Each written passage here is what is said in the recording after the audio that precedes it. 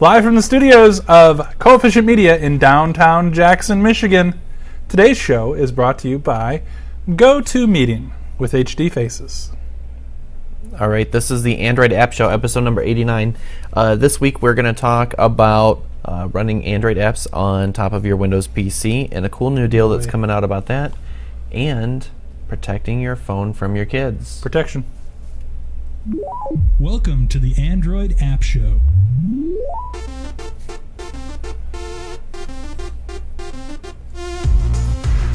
The future of the telephone business is bright and rich with promise for the millions of telephone users like yourselves, whose quick acceptance and ready use of each improvement in telephone service has helped make possible an endless chain of accomplishments. What will it be this time? All right, folks. Episode 89. 89. In the freshly cleaned air studio. Yeah, this is nice. There's been a lot of construction going on around here. Yeah, we got some TVs in the background here. We got some nice chairs now. How do you like these chairs? You haven't been here since, have you? You haven't been in a show since we got these new chairs, have you? Yeah, these are pretty slick. I gotta say, you can't beat them. Yeah, they're nice. And they're comfortable. They make my butt feel better. Yeah, you'll see during the me show. falling asleep probably about halfway through the episode. You have to wake me up. Lane, do the review. He doesn't know about the button that I have. The shock button. Wake up! You got the built-in dog collar right in the seat. Okay, this is getting a little weird. All right. We've got some news to talk about Android and Google and many different things. But first, before we get to that, this week. We have a sponsor. Clap your hands, folks. Yep. Say yeah. Sponsors. GoToMeeting is a sponsor for today's show. They've sponsored our show for a while, which is great, and they've got a great product. So GoToMeeting now with HD Faces, so you can conduct meetings even when you're on the go. You can do it right from your mobile device, your iPad, anything that you have from your laptop. You can just do a business meeting in like real time, even see the interactions, be distracted by people drinking water, all sorts of stuff like that. Those are producers. Do you guys ever? Jake, you've been doing a lot of meetings online, but you've been doing it like the hacked together way. Yeah, what have you been doing? I use Google Plus, but it sucks. Yeah. Google Plus Hangouts, you'll be talking with people and all of a sudden they'll freeze, and then they like grudge and they're like and they freak out and like their voices start turning to robots, and people are all like, hey, there's no bandwidth available for us to use because it's a free application. Why don't we add crowns, top hat, monocle, motion tracked animations too? So that, What kind of people do you hang out with? That's a whole nother question. A bunch of creative people. I see. Yeah. So if you're really looking for something that is business level, that you can actually conduct meetings, that's what this studio place is all about, doing proper business meetings. GoToMeeting is a great fit, and now with HD Faces, you can actually see the conversation. So go to GoToMeeting.com, click on the Try It Free button, and use the promo code podcast. Right, Lane? That's right. GoToMeeting.com. Click Try It Now, and then enter the code podcast. Sweet. I like that code. Yeah, it's a Good simple code. one. Simple. Know what I like even better? News stories about Google. I am obsessed about Android news. You can ask my wife. That's like what I do in my free time. Always in my free couple minutes, I'm like, Did you know? Did you know? Oh yeah, that comes up way too much in my house. My wife's like, I don't care. Like, I know more than most people should know. Okay, well, there's been an ongoing case between Google and Oracle where Oracle has been suing Google, saying, hey, you took a bunch of Java code or whatever. We want our milkshake back. Yeah. Because, back when Sun was separate from Oracle, when they weren't purchased by them, they used to own Java, and Oracle and Sun were competitors, whatever. But Google had a pretty good relationship with Sun and rewrote a bunch of the Java stuff themselves, Anyway, a long story short is we all know that Android runs on Java. Yes, it does. But it has like its own interpreter. Yep. So you essentially get to code for Java and have it work on Android. Pretty cool. Is the bottom line. So this whole case has come to a close now, and it looks like it's going to work out in Google's favor.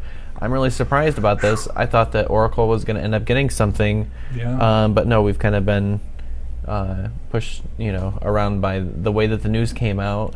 It sounded like the jury was in Oracle's favor, but Yeah. the thing that the jury was ruling on didn't even have any bearing on the outcome because of some rulings from the judge. Both the copyright and the patent rounds of the trial were won by Google, which is great. But unfortunately, what we don't still know out of this, the judge said that this isn't a precedent-setting kind of case. It's only applicable to the Java API. We don't know if APIs can be subject to copyright.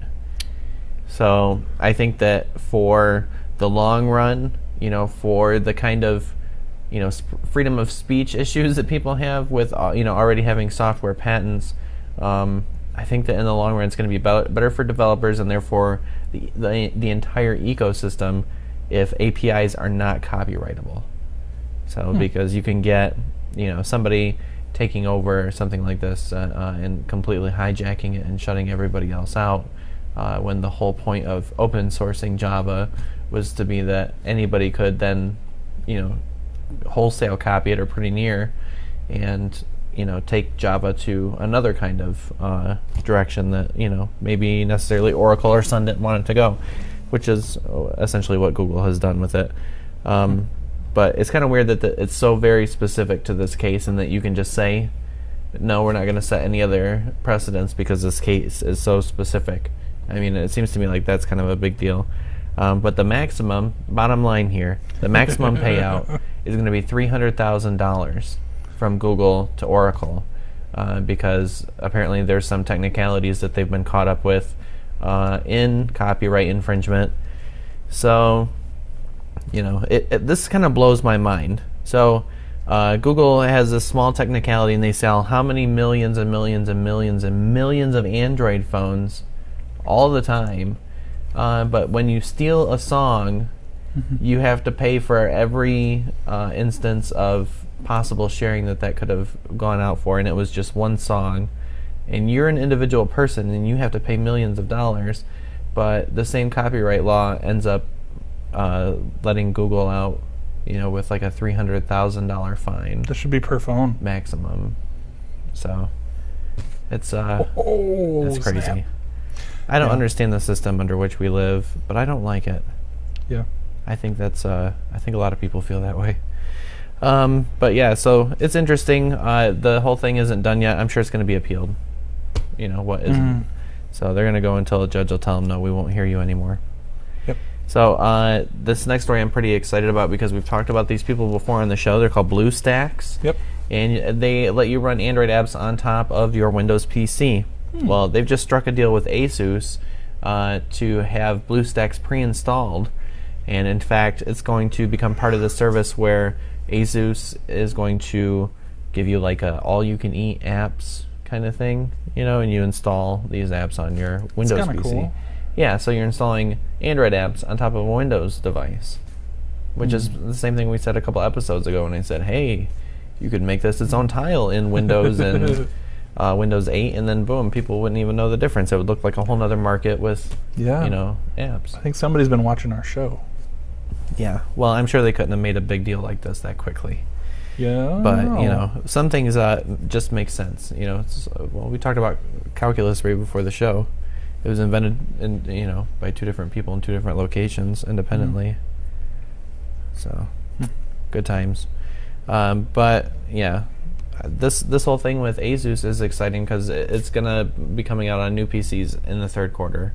But people who already have ASUS PCs and have this ASUS App Vibe, I want to make sure to pronounce that correctly, already installed on their computer, can download it on June 6th.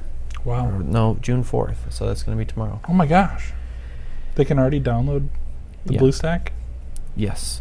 So yeah, if you're watching this episode, you can already download it if you have a like a newer Asus computer. That's moving fast.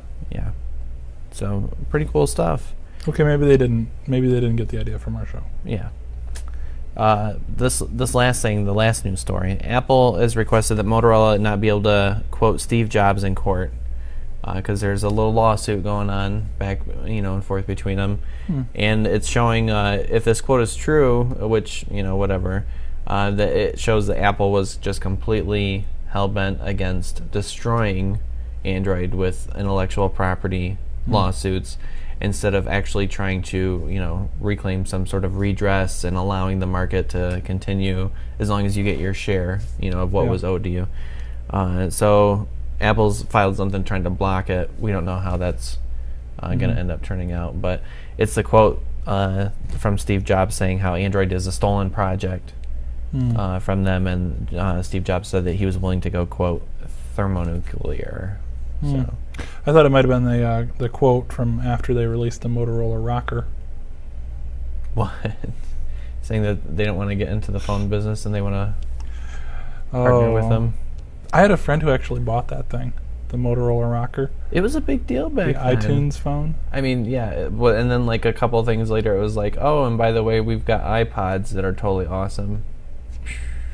Yeah. Yeah. Yeah, that's funny. And then the iPhone.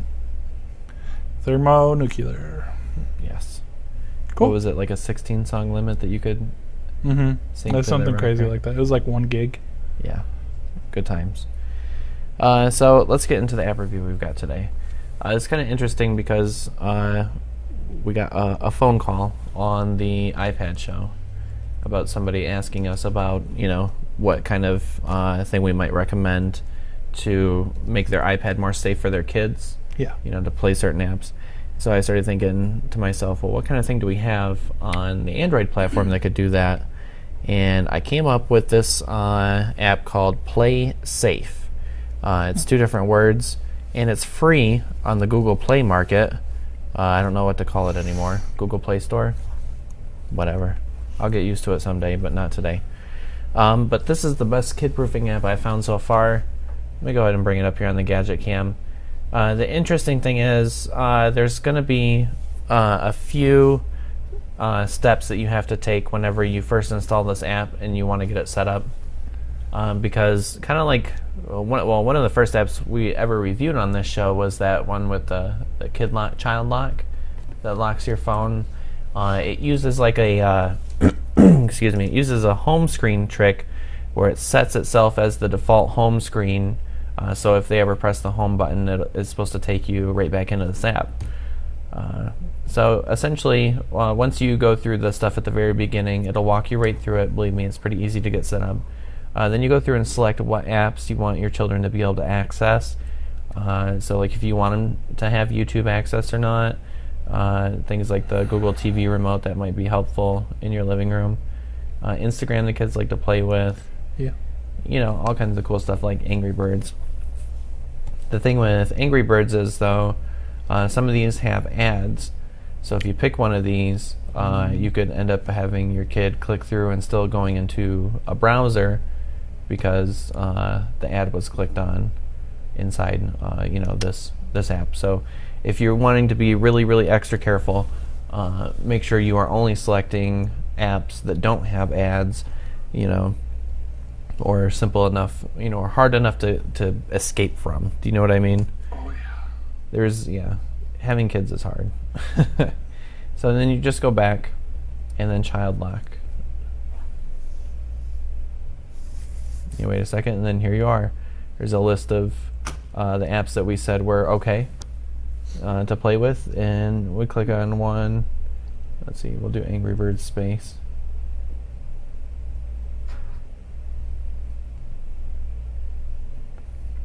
I said, we'll do Angry Birds space. Doesn't seem to be working. It's on a loading spree. Whoops.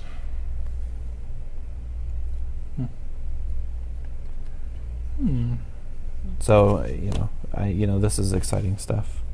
Yeah. We're gonna wait for Angry Birds. My phone is freezing up.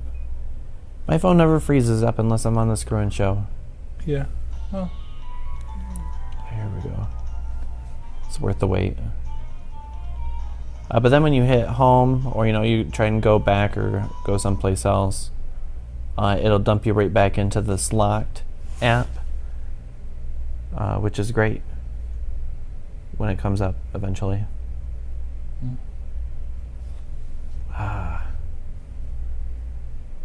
This is what I get, Dave. It's pretty humorous. But this app, when it comes back up here, I'll show you.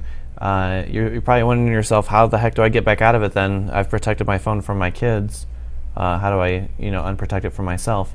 Up here at the very top, you hold on to the icon for a few seconds, and boom, it asks you, are you sure you want to quit? Just click yes, and it'll switch back your settings so that the next time you hit your home button, you go back to your home screen. So everything loads back up just the way you left it. There are a few flaws, though, if I could get into that. It's great for the idea of kid-proofing, but again, you have ads. And if you want to be smart, then you probably should root the phone and also put an ad blocker on it. So that kind of helps sandbox your kids a little bit more. The other thing is, when you do the home, the task switching button, like hold down the home button, it will bring up the task switcher. And like on Ice Cream Sandwich, sure, a bunch of the ones on the bottom are the app. I don't know if they did that on purpose to kind of fill up the screen. But if you slide down and go all the way back up, you can switch over into your text messaging app, phone app, make calls, do all kinds of nasty stuff. I think that in the end, the only thing that's going to do this right is if a third-party ROM developer like CyanogenMod implements some sort of a child lock feature, Totally locked down. in the phone, so that you can control specifically text messaging, phone calling, what kind of apps are accessible, internet, all those different things that I think a lot of parents would want control over. There's not going to be any one app that you can just install on a phone that's going to give you complete control like that. Out of pure irony, they should just call it jailbreak too. Yes. Jailbreak this. So, I think unless we get something like that, we're never really going to have security. And I hope somebody does take that up, because I think that there's a big hunger out there. There's a lot of kids adopting technology, and that means there's twice as many parents out there, maybe, or I don't know how that equation works, that are concerned about their kids adopting the same technology. So, somebody get on this, please. So, but that's PlaySafe. If you want to check out that app, hopefully they can come up with some other innovations to kind of lock down your phone a little bit more too. That is free on the Google Play Store. Check our show notes for a link. I'm doing that right now. Oh, there it is. So I think that's everything that I wanted to go on about today. I'm excited that lawsuit finally got settled with Oracle. gosh. That's a load off. Time to move on. Android might continue another year. We might be able to see Jelly Bean. If you want to see some other musings that we pushed out, or some links, I like to share links sometimes too. Twitter.com/Android App Show is our Twitter address, or you can just @Android App Show to get us. We're also on the YouTubes. YouTube. That's youtube.com/The Android App Show. We post full episodes, short episodes, brief armpit videos. No, it's all Android stuff. And we'd also like to thank the folks over at blueberry.com, BLUBRRY.com. You'll find a bunch of other amateurs like us doing great content. I saw, what is it? There was a book on the Daily Show that was talking about, it's something about America being, great because of amateurs. Yeah. And we're full of people walking into their garage and building something or whatever, starting right out. So that's this kind of stuff. Independent producers. Yes. Sometimes it's content, and sometimes it's gloves, and whatever. What? But we're full of innovators, and We're full of it. That's what you get on Blueberry. Nice. All right. Well, thanks for watching, everybody. And one last thank you to our sponsors. GoToMeeting. Check them out. And thanks for watching the show. We'll be back next week with some more great Android info for you. See you guys later. And girls. And little androids.